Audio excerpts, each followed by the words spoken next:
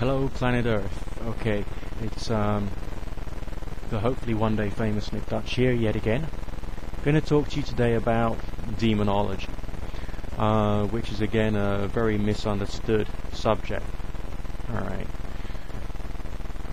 The occult schools of thought suggest that there's certain rituals which are needed for the purposes of evoking demons or invoking demons. And yeah, I think that there must be some verity or some rationale to that.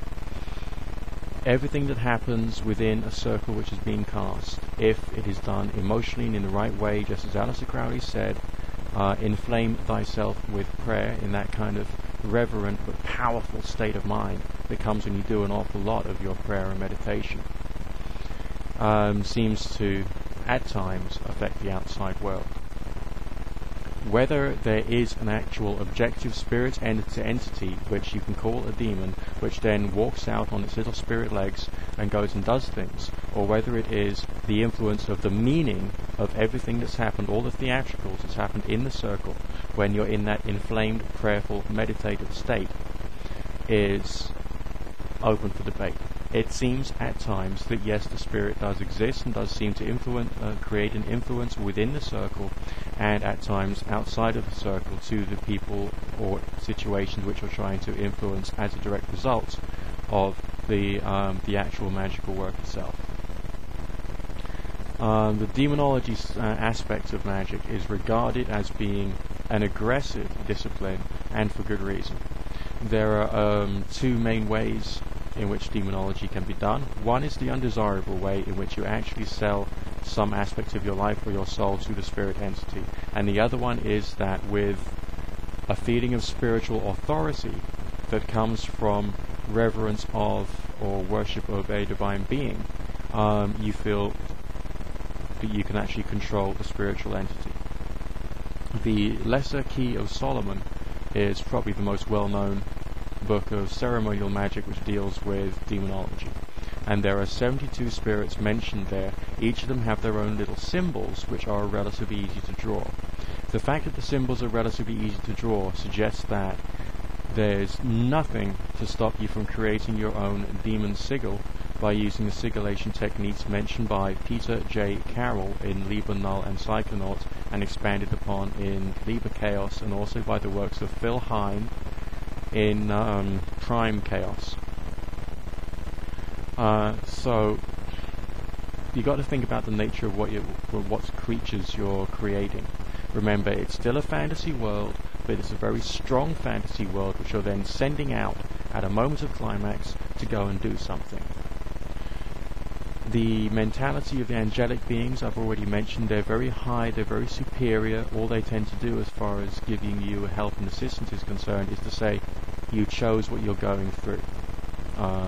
You're here to learn things. That's more or less as far as it goes. You cannot convince an angel, just as Alistair Crowley said, in Magic and Theory and Practice. But when you're dealing with a lower level entity, it has the mentality of something which is mischievous, something which is naughty, something which enjoys taunting, something which enjoys making people afraid. So if you can then use that, alright, you've got to understand the psychology of the spirit that you're working with. That's where the angels are, that's where you are. If you want to do divination, you've got to do something more or less at your level. So maybe a shade of the dead, or maybe the spirit of another living, the spirit of someone who is alive, but is actually projected into your circle, or has been summoned into your circle, could be more useful.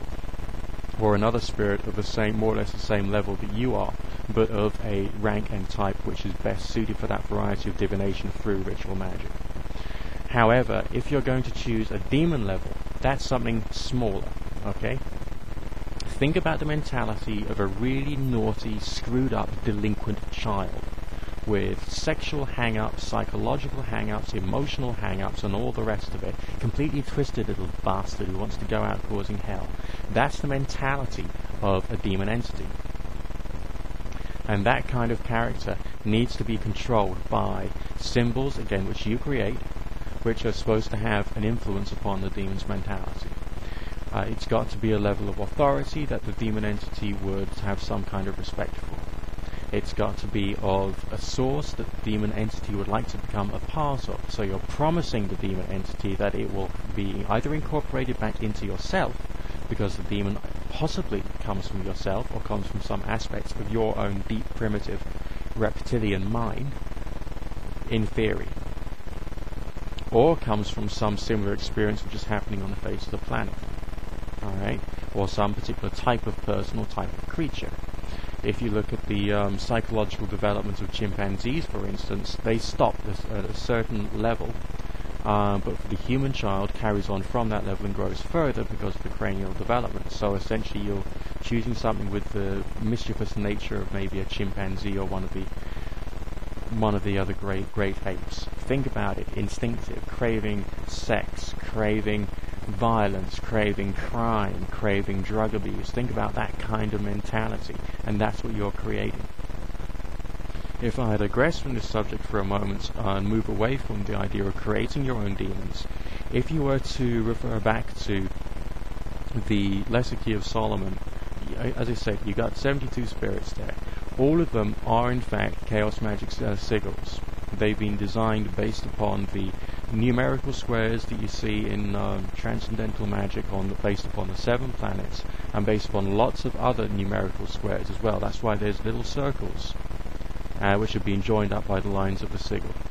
The sigil of Floros, for instance, sometimes pronounced as Heres, is an adaptation of the seal of Horus, hence its shape, because it looks like something with wings, a bit like an eagle-type creature. But it's still made from this kind of like straightforward stick-figure kind of appearance. But there's still circles at various parts. Those circles, some people say, come from the various numerical points which would have a certain meaning ascribed to that spirit. That's another method you could use when you're creating the sigil of the spirits. When you're doing the ritual work, you summon it from wherever. You can use the chaos sphere or whatever, but it's good psychologically to use something like the triangle shape, like the chaos sphere, somewhere where the spirit will go and will not be able to walk out of, because you've got signs and symbols around it that is terrifying the spirit to stay where it is. You've got to give it the mentality to be terrified of, I don't know, the word tetragrammaton or whatever it is else it is you're writing around it, and to understand your language. Now, I never do demon work at home in my own house. Why? Because I'm an insomniac, I stay up late at night, I get bad dreams anyway. Why would I want to make myself even more paranoid if I'm perpetually sleep-starved, okay?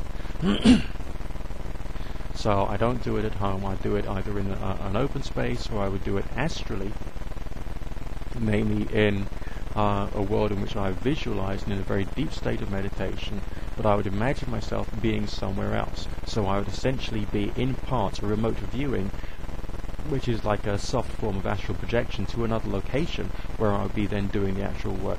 Ideally a location that I would know. I would make sure, if I'm doing it in my visualization, I've got symbols that I'm wearing on my chest and on my clothes which are there to protect me, alright? Which is just very similar to the method outlined in the Lesser Key of Solomon. I do not see the point in sacrificing any animals, or even your own blood, or anyone else's blood, or using sexual juices, because that can give you hang-ups, okay? You don't need to do that. But the idea is you're summoning this spirit and you're creating it. And it is a work of intense imagination in a prayerful, reverent state, but you're using the idea of inflaming yourself with prayer, so you become this bright, shining figure which can terrify that spirit, so you can make it do what you want. That's the way in which it's an aggressive discipline. Do not sell yourself to any spirits. That's just a little tip. I have not tried it, nor am I going to. Alright? However, there's various reports of different people who have basically said it doesn't work. Or if it does work, you're enslaved to the spirit concept, and you've got to carry on doing what the spirit says for the rest of your life, which is not necessarily a good thing. Anyway, good fortune, God bless, and happy ritual magic.